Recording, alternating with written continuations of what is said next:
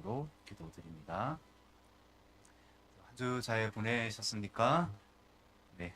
자, 오늘은 마지막 때 빛을 발하는 그리스도인 요한계시록 처음 다루죠. 제가 요한계시록 1장 9절에서 20절 좀 나누고 싶은 것도 참 많기는 한데 그래도 하나님의 뜻과 우리 하나하나의 또 일정 계획이 있으심을 믿습니다. 자, 마지막 때에 빛을 발하는 그리스도인이라는 제목입니다. 날씨가 많이 쌀쌀해졌어요. 제가 이제 집사님하고도 이런저런 얘기하면서 날씨가 쌀쌀해지니까 이런 마음이 들었어요. 뭐냐면은 날씨가 추워질수록 따뜻함을 더 많이 아는 것 같습니다. 이 말씀이 그런 효과가 있는 것은 아닌가. 그러니까 쌀쌀해지고 추워져야지 정말 빛 대신 하나님, 정말 그 따뜻함을 더 온기를 느낄 수 있는 것 같습니다. 우리 삶 속에서 어려움이 있고, 환란이 있고, 공고가 있고, 핍박이 있고, 또 눈물도 있고, 하나하나가 있기 때문에 하나님의 말씀이 우리 가운데 더 효력을 발휘하시는 것 같아요. 그래서 그런 의미에서 우리는 지치고 힘들 때에도 어떤 하나하나의 어려움이 있을 때에도 절대 낙심할 필요가 없다는 것이죠. 주님이 함께 하시고 그 주님의 그 따뜻한 그 빛이 우리를 항상 감싸기 때문입니다. 항상 말씀이 함께 하시기 때문인 것이죠. 그래서 항상 사랑하는 성도 여러분, 어떤 상황 속에서도 힘을 내시고 주님만 바라보시고 소망으로 삼으시고 삶 속에서 힘든 일, 억울한 일, 비참한 일 반드시 있습니다. 그리스도인으로서 살아가야 될 때에 그런 일들이 반드시 일어나요. 그런 상황 속에서도 주님 붙드시기 바랍니다. 힘을 내시기 바랍니다. 자, 우리는 저번 주에 이런 제목으로 제가 설교를 했어요. 너희는 나를 누구라 하느냐, 이런 제목이었죠. 예수님 질문 앞에 우리가 이 마지막 때에 늘 서야 된다는 겁니다. 그래서 많은 우상들과 세상의 가치관 앞에 믿음으로 고백하고 믿음으로 사는 것은 이 너무나 중요한 사실이에요. 근데 우리가 항상 기도하는 것이 주여 믿음 없으면 용서하여 주시옵소서, 이런 기도를 많이 하잖아요. 근데 주님은 또 자책하지 말라고 말씀을 하시잖아요. 현장에서 가늠하다고 잡힌 여인에게 아무도 없는지 아시면서도 저번에 말씀드린 것처럼 정말 너를 정죄하는 자가 없느냐 말씀하시면서 없습니다 했을 때 다시는 이제 죄를 범하지 말고 이제 죄를 범하지 않았으면 좋겠다. 주님은 우리가 서로를 정죄하지 않을 뿐만 아니라 스스로도 정죄하지 않고 미워하지 않기를 원하신다는 겁니다. 우리가 오늘 뭐 마지막이든 아니면 어떤 상황 가운데 있든 간에 내가 여러분들은 정말 열심히 섬겼고 열심히 이렇게 달려가셨다는 겁니다. 주님이 그것을 보시기 때문에 우리가 전혀 뭐 우리가 믿음이 없거나 자책할 필요가 없다는 것입니다. 주님의 기준에서 우리를 보신다는 것을 믿으시기 바랍니다. 그래서 이 성경 66권을 읽을 때에 믿음이 있다면 어떤 상황 속에서도 환란 속에 던져져도 흔들리지 않고 소망을 가질 수 있습니다. 이때에도요. 우리가 믿음이 흔들리지만 않는다면요. 그래서 이 66권 중에 사람들이 가장 어려워하고 오해하는 책 무엇일까요? 오늘 지금 다루고 있는 요한계시록이라는 것입니다. 요한계시록. 특히 요한계시록에 대해 아니면 이 마지막 때에 일어나는 일들에 대해 두려움을 많이 가지게 되는 분들이 많은 것 같아요. 그래서 이 계시록을 읽으면서 얼마나 많은 오해와 그런 두려움이 성도들 가운데 밀려오는지 모르겠습니다. 생각해 보면은 계시록은 두려움의 책이 아니라 소망의 책입니다. 1장 1절에 누구의 이름부터 시작이 되죠? 예수 그리스도의 계시록, 예수님부터 시작하잖아요. 그러니까 소망을 주시는 책이라는 것이죠. 그 소망을 바라보지 못한 이유는 다른 거 없어요. 요즘 참 시끄럽잖아요. 어떤 징조나 현상에 집중하게 돼요. 자꾸 징조에 이렇게 내 마음이 뺏겨서 주님을 바라봐야 되는데 다른 것에 자꾸 마음을 뺏긴다는 것입니다. 감정적으로 자꾸 대처를 한다는 것이죠. 그래서 이 요즘 전쟁과 전쟁, 난리와 난리, 이 마태복음 24장의 말씀처럼 너무나 이 어지러운 때입니다. 이런 때에 어떤 유튜브나 정보들에 집중하지 마시기를 정말 권면드립니다. 하나님의 말씀을 읽고 묵상하고 기도하시길 바랍니다.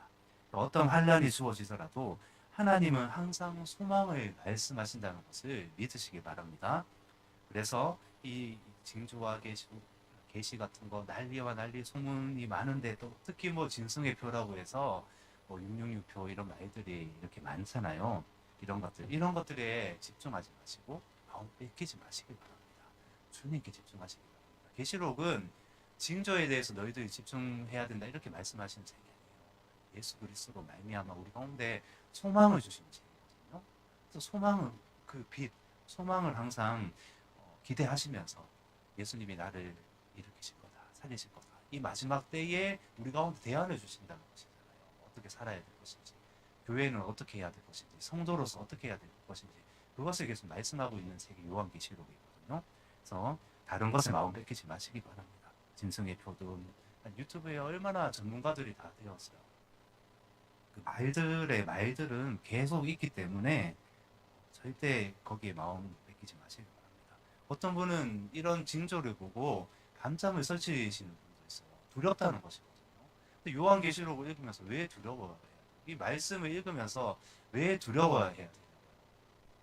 예수님은 우리의 빛이신데, 소망이신데, 그렇잖아요.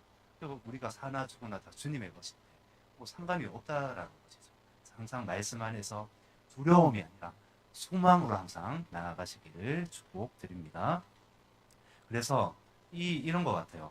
계시록이 그런데 왜 희망을 주는 책인가 간략하게 단편적으로 그래도 우리가 좀 알아야 되지 않을까요? 그래서 제가 처음과 끝 책이잖아요. 66권 중에 창세기와 그 요한계시록을 잠깐 비교를 해서 왜 계시록이 소망을 주는 책인가 잠깐 설명을 해드리겠습니다. 창세기에 보시면은 낙원을 잃어버렸잖아요. 에덴 동산, 여기 에덴이도 있는데 이 에덴을 잃어버렸어요. 기쁨이잖아요. 기쁨이란 뜻인데 기쁨이 잃어버렸다는 겁니다. 이 시대에도 그렇죠. 기쁨이 없어요. 무엇으로 살아가는지 모르겠습니다. 예수님을 잃어버렸다는 겁니다.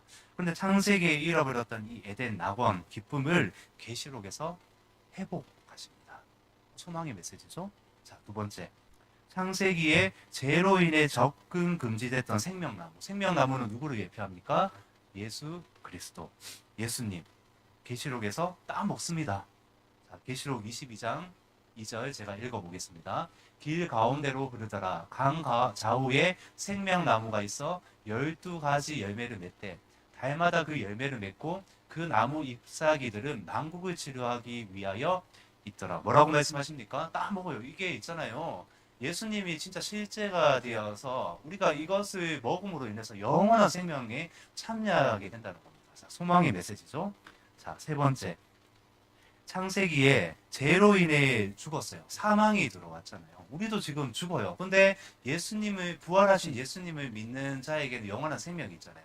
그 실제가 요한계시록에 이루어진다는 겁니다. 계시록에서 사망이 종결되고 영원한 생명을 얻게 되는 때를 지금 계시록에서 말씀하신다는 겁니다. 소망의 메시지죠. 계시록 21장 4절에 보시면은 다시 모든 눈물을 그 눈에서 닦아주시고 주시니 다시는 사망이 없고 애통하는 것이나 곡하는 것이나 아픈 것이 다시는 있지 아니하리니 처음 것들이 다 지나갔습니다. 자, 우리 사랑하는 여러분들, 세상을 살면서 눈물을 흘릴 일, 억울한 일, 비참한 일, 때로는 복음 때문에 당하는 일들, 사실 복음 때문에 우리가 비참해야 되지 않겠어요? 다른 것 때문에 우리가 억울하면 안 돼요. 그렇잖아요. 그러니까 그런 일들이 있을 때에 주님이 뭐라고 말씀하십니까? 모든 눈물을 그 눈에서 닦아주실 것이다. 다시는 상처와 아픔과 그런 어려움들이 없는 때가 요한계시록에서 지금 말씀하고 계신다는 겁니다. 소망의 메시지죠. 자, 네 번째. 창세기에 죄로 인해서 저주가 시작이 됐어요. 저주가 시작이 되었는데 이 저주를 계시록에 보시면은 다시는 저주가 없는 새 예루살렘에 거하게 됩니다. 자, 제가 22장 3절 읽어보겠습니다.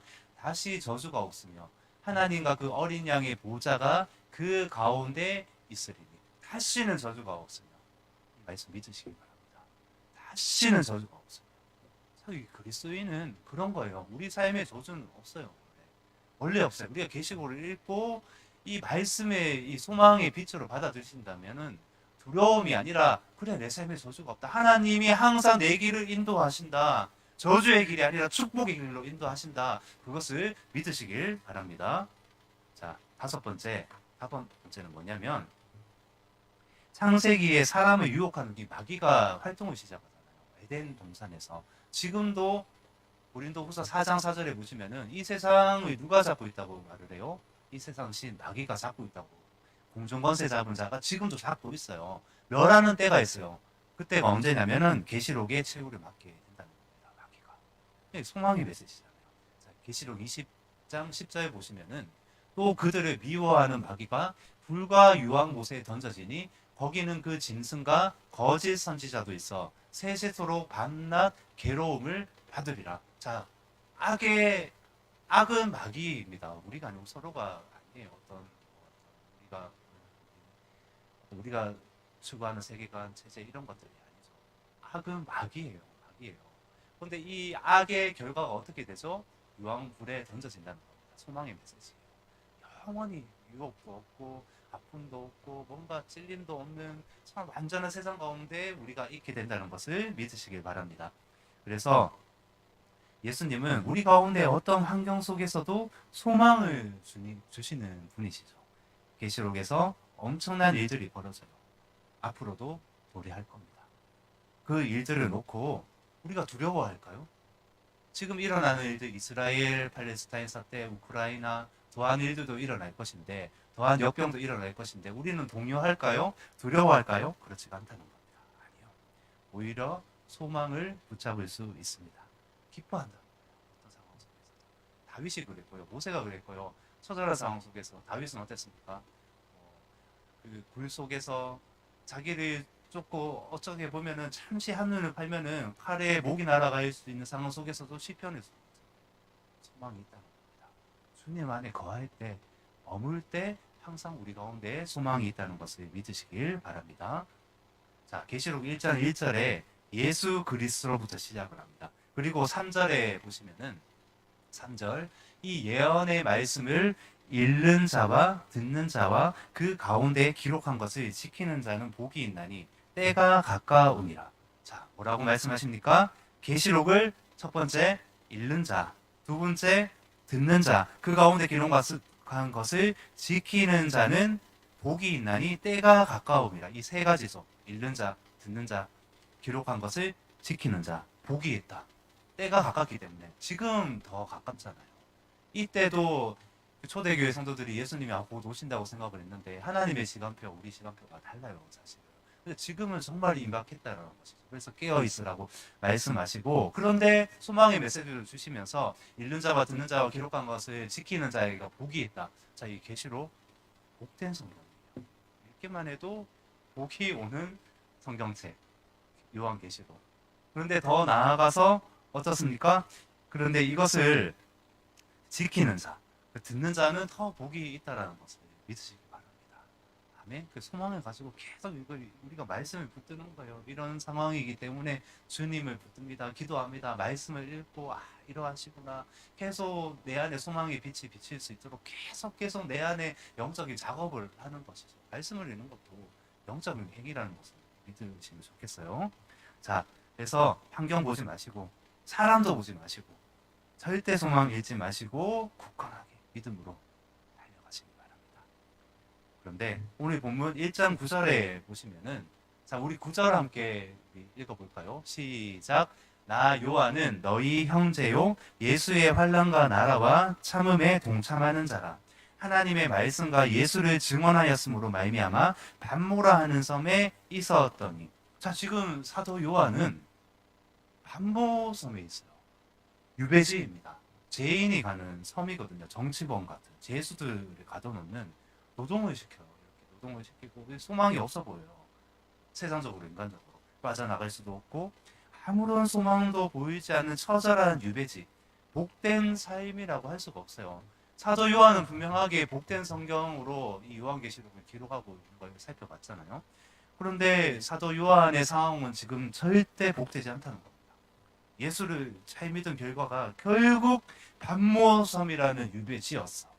한탄할 수 있죠. 90세가 된 이 노인네가 그간의 이 믿음으로 살았어요. 예수님을 위해서 살았는데 종착지는 유배지라는 겁니다. 여러분들이 이런 상황에 맞닥뜨렸다면 어떠실 것 같아요? 그렇죠? 그러니까 진짜 이 계시록은 환경에서 오는 복을 말하는 것이 아니라 지금 예수 그리스도로 오는 복을 말씀하고 있는 겁니다. 그거 찾잖아요? 어떤 상황 속에서도 흔들리지 않습니다. 좌절하지 않아요. 끝까지 이 소망을 가지고 달려갈 수 있게 된다는 것이죠. 우리는 이런 상황에서 사도 요한도 이런 상황에서 충분히 따지고 물어볼 수 있는데 사도 요한은 그렇게 하지 않습니다. 왜 그렇습니까? 왜 이렇게 할까요? 나이가 먹어서 다 이 다른 형제들 사도들은 순교했거든요. 근데 끝까지 살아남아서 할 일이 있다는 것이잖아요. 왜 이렇게 버티는 차원이 아니에요. 지금 사도 요한은 뭐냐면은 은혜로 그 빛으로 은혜로 충만한 상태거든요. 환경은 그렇지 않은데. 그래서 예수께서 나를 위해서 자신을 위해서 십자가를 지신 그 헌신과 사랑을 알기 때문입니다. 저도 사실 어떨 때는 괴로울 때가 있어요. 계속 이제 선교지도 많이 다니고 돌아와서도 저기 2년 동안 먼저 다른 지역의 그 자비량으로 그 영혼들을 살리는 거죠. 결국 영혼들이 살아났어요. 한 영혼일지라도 그거 보고 이렇게 달려가는데 괴로울 때가 있고 힘들 때가 있는데 이 말씀 앞에서잖아요. 계시록이든 빛이 비치기 시작해요. 상황에 따라서 내가 흔들리지 않아요. 상황에 따라서 어떤 하나님이 나에게 복을 주시는 건 아니구나 이게 아니라는 겁니다. 진짜 예수 그리스도 그 생명의 빛이 내 삶에 내 상황에 비치기 시작을 할 때에 절대 흔들리지 않고 정말 소망이 있습니다. 하나님 정말 주님밖에 없습니다. 이렇게 믿음으로 고백을 할 수 있게 된다는 것이죠. 자, 말씀 보시면은 예수의 환난과 예수의 나라와 예수의 참음에 동참하는 자라. 그렇죠? 이 말씀을 잘 보시고 기억하시기 바랍니다. 예수의 환난에 동참하는 자, 나라에 동참하는 자, 그 인내와 참음에 동참하는 자, 어려움과 역경이 올 때에 꼭 사랑하는 여러분들 기억하시기 바랍니다. 특히 복음 때문에 어려움과 역경에 처한다면 이 말씀을 기억하시기 바랍니다. 나는 예수의 환난에 동참하는 자다. 나는 예수의 나라에 동참하는 자다. 나는 예수의 참음에 동참하는 자다. 예수님이 이런 자를 찾지 않으실까요? 이런 자가 하나님은 복된 자라고 말씀하시는 것입니다. 그래서 이 사도 요한에게는 아주 큰 복이 임하고 있는 겁니다. 지금 그 갇힌 불모지에서 소망이 임하고 있다는 것입니다. 어떤 복, 어떤 소망인지 우리가 이제 살펴보면은 실제로 예수님의 음성을 듣고 그 임재와 영광에 참여하고 있습니다. 사실 임재와 영광 이런 거 안 좋아하시는 분도 있어요. 그런데 이 계시록에 보면은 실제적인 우리 하늘에 속한 그 임재와 영광 가운데 계속 우리가 살아갈 건데 그거를 이 땅에서 부인하면 안 돼요. 사모해야 된다는 겁니다. 계시록 전체가 많은 어떤 관점으로 볼 수가 있는데 이제 한 가지만 말씀을 드리면은 계시록은 하늘에서 일어나는 일과 땅에서 일어나는 일이 동시간에서 이렇게 쭉 가고 있거든요. 그래서 우리가 이런 쪽으로 적용을 할 수 있어요. 나는 하늘에 속한 자인가? 땅에 속한 자인가? 하늘에 속한 자이라면 하늘에 속한 것을 사모할 수밖에 없어요. 근데 이것을 거부하고 어떻게 달려갈 수 있어요? 우리가 그리스도인인데 이제 영광 충만한 곳이 그 하늘이에요. 하늘. 땅에는 뭐가 있는지 아세요? 죄와 저주와 가난과 질병과 역병과 이런 것들이 있는 거 아시잖아요. 그렇죠? 근데 이런 상황 속에서도 하늘에 속한 사람이 살아가는 그 삶은 어떠냐면 하늘에 속한 것을 사모하면서 그것을 누리고 취하며 달려간다는 겁니다. 지금 사도 요한은 환경은 유배지인데 하늘에 속한 하나님의 인재와 영광이 가득한 가운데 뭐 동굴에 있겠죠. 거기에서 지금 하나님의 영광을 맞닥뜨리고 있다는 것이죠. 자, 10절 주의 날에 내가 성령에 감동되어 내 뒤에서 나는 나팔 소리 같은 큰 음성을 들으니 이렇게 말씀을 하고 있어요. 자, 이제 시작이 되는 거예요. 그 고된 노동 가운데 이제 쉬려고 하는데 하나님의 나팔 소리가 이렇게 들리기 시작을 합니다. 그 영광의 소리예요. 영광. 하늘에서 나는 소리는 세상의 소리와 다릅니다. 하늘에서 볼 수 있는 것은 땅에서 볼 수 있는 것과 이게 잽이 안 된다고 하잖아요. 잽도 안 돼요. 이렇게 안 된다고 하는데 엄청나다는 것이죠. 자, 12절, 16절 제가 읽어보겠습니다. 잘 이제 눈으로 보시면 됩니다. 몸을 돌이켜 나에게 말한 음성을 알아보려고 돌이킬 때에 7금 촛대를 보았는데 촛대 사이에 인자 같은 이가 발에 끌리는 옷을 입고 가슴에 금띠를 띠고 그의 머리와 털의 희기가 흰 양털 같고 눈 같으며 그의 눈은 불꽃 같고 그의 발은 풀무불에 단련한 빛난 주석 같고 그의 음성은 많은 물소리와 같으며 그의 오른손에 7별이 있고 그의 입에서 좌우의 날성 검이 나오고 그 얼굴은 해가 힘있게 비치는 것 같더라. 아멘. 뭔가 말씀을 읽으면 꿈꾸는 것 같습니다. 그렇잖아요. 꿈에서나 우리가 보암직한 그런 말씀인데 사실 근데 이게 실제라는 겁니다. 요한계시록을 읽을 때 실제다, 나에게 일어나는 일들이다, 하늘에서 일어나는 일들 있잖아요. 그런 것들이 이제 소망을 가지고 계속 우리가 읽을 수 있다는 것이죠.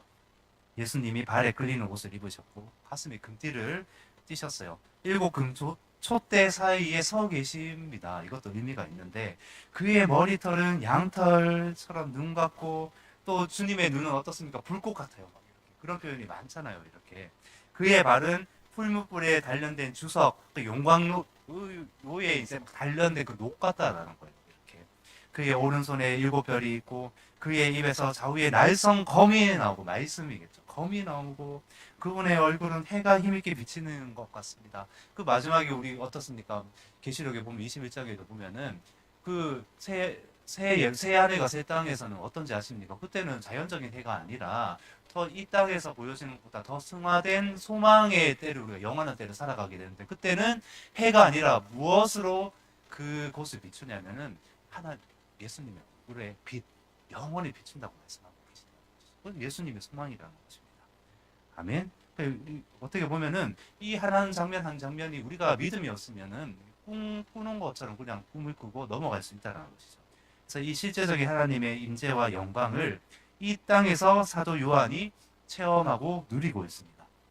비록 환경은 반모섬이에요. 처절해요. 그러나 환경이 문제가 아니에요. 사실은 그게 지금 예수님을 만나고 있어요. 예수님을. 그 엄청난 임재와 영광, 그 실제적이라는 것입니다. 그 경외함 가운데 하나님만이 주실 수 있는 그런 거, 경외함이 그거 생각해 보셨습니까? 이게 하나님만 해야 된다고 우리가 알고 있잖아요. 그 경외함이에요. 세상의 두려움이 아니에요. 요한계시록은 하나님의 그 두려움 앞에 서는 것 같아요. 그 세상적인 두려움이 아니라 왕 중의 왕 앞에서는 그 엄청난 그 어미의 왕 앞에 섰을 때 그 두려움이 다 오잖아요. 그게 막 우리가 벌벌 떠는 두려움이 아니잖아요. 너무나 황홀하고 너무나 그 임재가 있는 그런데 두려움이 있는 거예요. 그 상황. 그 상황을 지금 사도 요한은 이렇게 표현하고 있는 겁니다. 17절에 내가 볼 때에 그의 발 앞에 엎드려져 죽은 자 같이 되매 그가 오른손에 내게 얹고 이르시되 두려워하지 말라 나는 처음이요 마지막이니. 지금 사도 요한의 상태가 이런 겁니다. 그 발 앞에 엎드려져 죽은 자 같이 되었다. 우리도 그렇지 않을까요? 옛날 알고 있던 그 예수님이 아니에요. 이렇게 누워서 맛있는 것도 먹고 예수님은 이것 좀 그렇지 않습니까 하면서 자연스럽게 대화하는 것이 아니라 지금은 사람 예수님이 아니라 엄청난 어미를 가지신 하나님 앞에 지금 사도 요한이 서 있어요. 그래서 어떤지 아십니까? 그러니까 지금 초림의 예수님은 가난하고 그 천대받고 고아와 가부 어려운 사람들을 위해 오셨지만은 지금 마지막 때에 오시는 예수님은 어떤 하나님으로 오세요? 심판주 하나님으로 오신다는 겁니다. 그 어미의 하나님으로 오신다는 겁니다. 우리가 지금 정신 똑바로 차리고 있어야 돼요. 내 영민, 내 어떠한 막 이런 거 빠져 있을 때가 아니에요. 정신을 똑바로 차리고 깨어 있으라고 계속 말씀하고 계시고 마태복음 24장, 25장에서도 자세하게 나와 있잖아요. 마태복음 24장, 25장은 작은 계시록이라고 해서 함축되어져 있어요. 이 계시록에 대해서. 그래서 많은 것에서 선지서에서도 계속 읽으면서 우리가 느낄 수 있는 것은 뭐예요? 깨어 있으라라는 겁니다.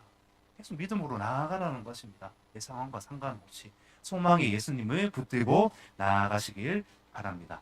그래서 근데 신기한 것은 뭐냐면 지금 예수님이 촛대 사이에 계시거든요. 촛대 사이에 인자 같은 이가 이렇게 거닐고 계신다.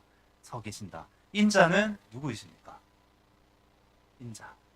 저희 장모님 성함이 인자인데 장모님은 아니시고 예수님이시죠. 그렇죠? 너무나 선하십니다. 그럼 인자 예수님이십니다. 왜 촛대 사이에 계실까요? 이런 생각을 해봤어요. 그러니까 왜 촛대 사이에 계실까? 요것을 한번 이제 가슴에 한번 담아두시고 왜 촛대 사이에 계실까? 근데 이 촛대의 역할에 대해서 우리가 한번 생각을 해보자고요. 이 초잖아요, 이렇게. 히브리어는 메노라라고 하는데 저는 너무 많이 봤는데 집에도 있어요. 제가 가지고 와서 보여드려야 되는데 많이 보셨을 거예요. 이 일곱 촛대라고 했을 때에 왜 일곱 교회인가 했을 때 많이 상징적인 것들이 있어요. 이 촛대 메노라고 했을 때 이스라엘 촛대 등대는 하나, 둘, 셋, 넷, 다, 여섯, 일곱 중간에 이렇게 이거 보셨죠, 이거? 그 메노라라고 해요, 촛대. 자, 이건데 촛대는 기능이 있잖아요. 불을 밝혀야 된다는 겁니다. 보게 하는 역할을 반드시 해야 돼요. 보지 않는 역할을 한다면 어떻게 되죠? 그러면 이 쇳덩이밖에 되지가 않아요. 촛대는 반드시 빛을 밝히는 사명을 가지고 있습니다. 반드시 빛을 밝혀야 돼요. 촛대는. 촛대가 빛을 밝히지 않으면 아무 쓸모가 없어요. 예수님을 볼 수가 없어요. 자, 촛대 사이에 예수님 서 계시잖아요. 근데 촛대가 빛을 잃으면 어떻게 돼요? 예수님 보이지 않습니다. 자, 촛대는 뭐라고 말씀하시는지 우리 한번 볼까요? 자, 본문 마지막 절에 보시면 마지막 네가 본 것은 내 오른손의 일곱 별의 비밀과 또 일곱 금 촛대라. 일곱 별은 일곱 교회의 사자요. 여기서 사자는 천사가 아니에요. 때로는 사자가 천사이지만 여기서는 교회의 리더를 말하는 거예요. 일곱 별은 일곱 교회의 사자요. 일곱 촛대는 일곱 교회니라. 자, 촛대 뭐라고 말씀하십니까? 교회. 교회라고 말씀하십니다. 촛대는 교회입니다. 촛대가 교회가 빛을 발할 때 예수님을 볼 수 있는 것입니다. 저는 이렇게 적용을 했어요. 너무 감격스럽고 그렇구나. 다시 제가 되새김질하는 거예요. 또 회개하는 거예요. 나 자신을 보는 겁니다. 우리가 교회잖아요, 사실. 우리 열린우리교회도 교회잖아요. 우리가 모였기 때문에 교회인데요. 반대로 교회가 빛을 잃으면 그 누구도 예수님을 볼 수 없습니다. 그러므로 교회 또 우리잖아요. 주신 사명을 감당해야 합니다. 빛을 발해야 됩니다. 사명을 감당한다는 것은 빛을 발한다는 것입니다. 빛을 잃으면 세상 사람들이 예수님 볼 수 없어요. 촛대가 빛을 잃으면 예수님 보이지 않습니다. 그러니까 레위기 이제 다른 면에서 제가 또 설명을 드리겠습니다. 레위기 24장 2절에서 4절인데요. 제가 읽어보겠습니다. 잘 따라오시면 됩니다. 이스라엘 자손에게 명령하여 불을 켜기 위하여 감람을 찧어낸 순결한 기름을 네개로 가져오게 하여 계속해서 등잔불을 켜둘지며 아론은 해마간 증거계의 휘장 밖에서 저녁부터 아침까지 여호와 앞에 항상 등잔불을 정리할지니 이는 너희 대대로 지킬 영원한 규례라.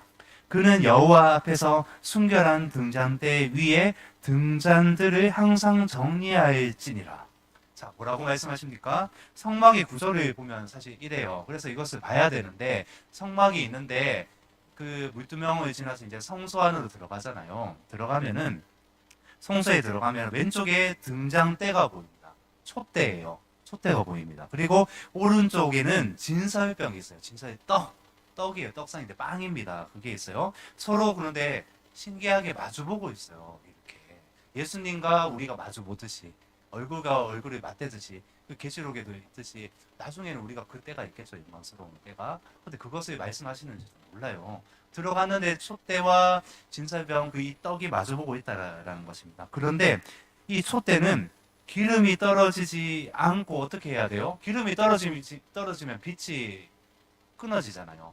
기름이 떨어지지 않고 계속 비춰야 됩니다. 계속. 자, 이 떡은 누구를 가리킬까요? 진설병, 진설떡.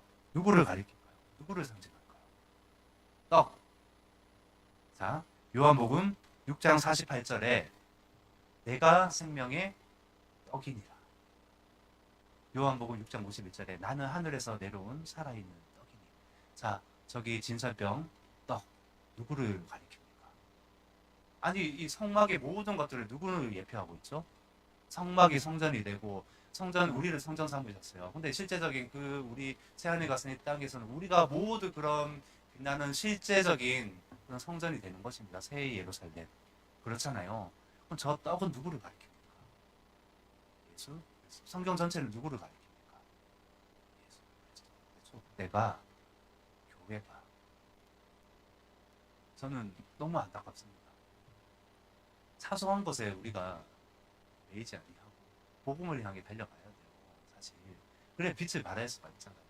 그러니까 이것을 생각하시고 지금 이 저 촛대는 계속 말씀을 비치고 떡을 비치고 예수님을 비치고 있는 거예요. 아멘. 자, 이 촛대는 교회입니다. 항상 기억하시기 바랍니다.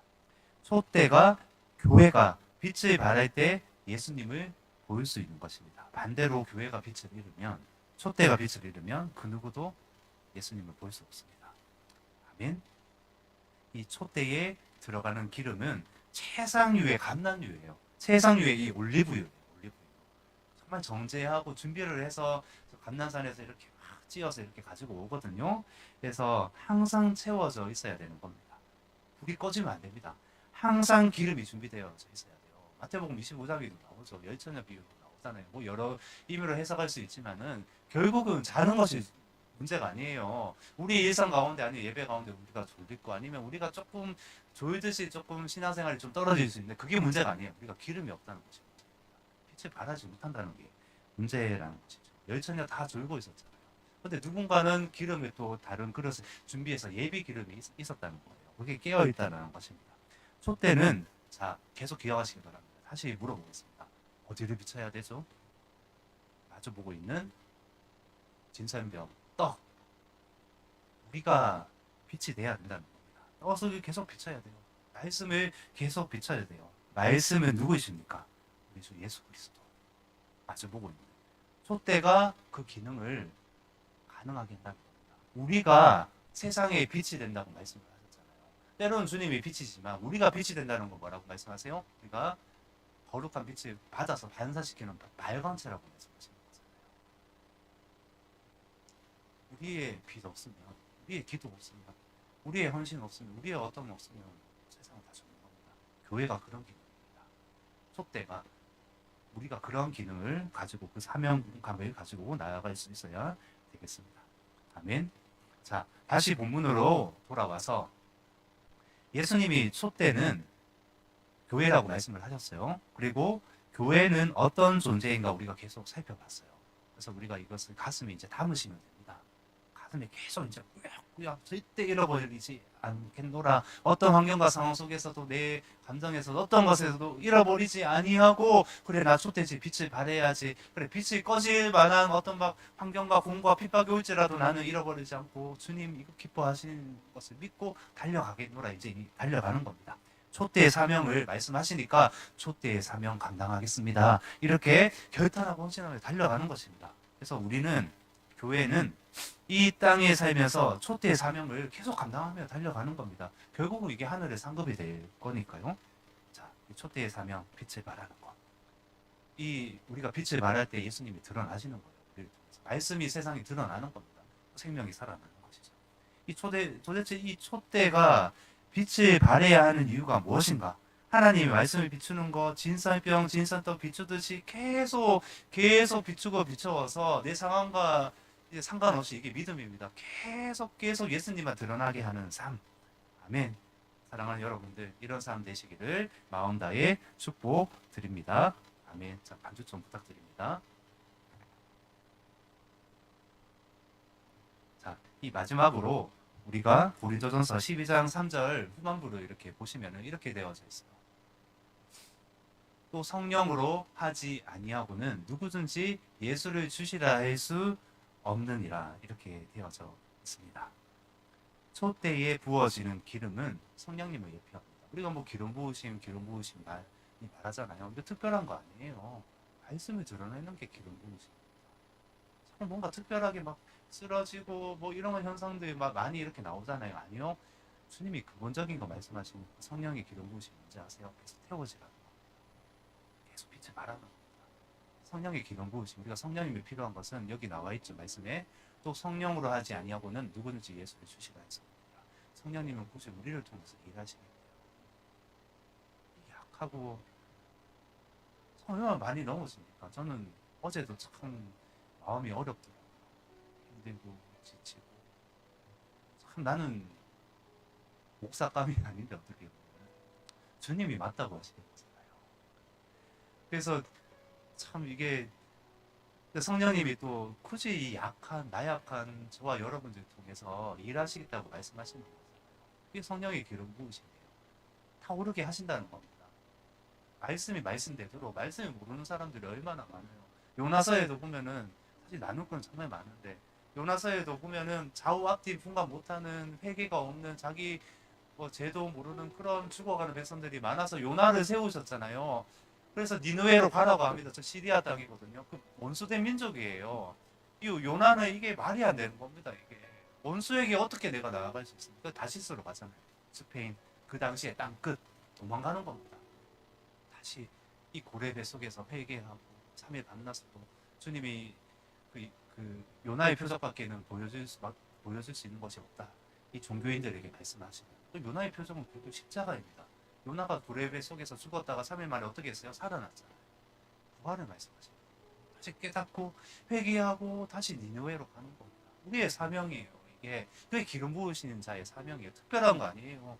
그 기름으로 내가 성령님이 우리를 통해서 하신다는데 그 기름으로 활활 타오르라는 겁니다. 빛을 우리가 발해야 교회가 우리가 빛을 발해야 이 진설병이 비춰지듯이 촛대 사이에 예수님이 보여지듯이 오늘 봤듯이 예수님 볼 수 있습니다. 세상에 우리 헌신 없이 되겠습니까? 우리의 믿음 없이 되겠습니까? 우리가 어떠한 감당한 것이 되겠습니까? 지금 사도 요한 한번 보십시오. 사도 요한 어떤 상황입니까? 환경으로는 나 기쁜 자인데요. 나 정말 충만한 자인데요. 나 기름 부으심이 넘치는 자인데요. 나 정말 이 믿음으로 나아갈 수 있는데요. 이렇게 고백할 수 있는 상황이 아니에요. 근데 어떻습니까? 그 안에 성령께서 함께 하시면서 그 성령의 기름으로 타오르고 있어요. 메노라, 이 촛대의 사명을 감당하고 있다는 겁니다. 타오르고 있어요. 우리만의 이 촛대, 우리 촛대잖아요. 교회라고 말씀하셨잖아요. 우리만의 사명이 있어요. 그거 믿음 잃지 마시고, 소망 잃지 마시고, 사랑 잃지 마시고, 이 마지막 때에 견고하게 붙들고 달려가시기를 예수 그리스도 이름으로 축복드립니다. 아멘. 자, 우리 마지막 찬양 이거 드리시면서 함께 기도했으면 좋겠습니다.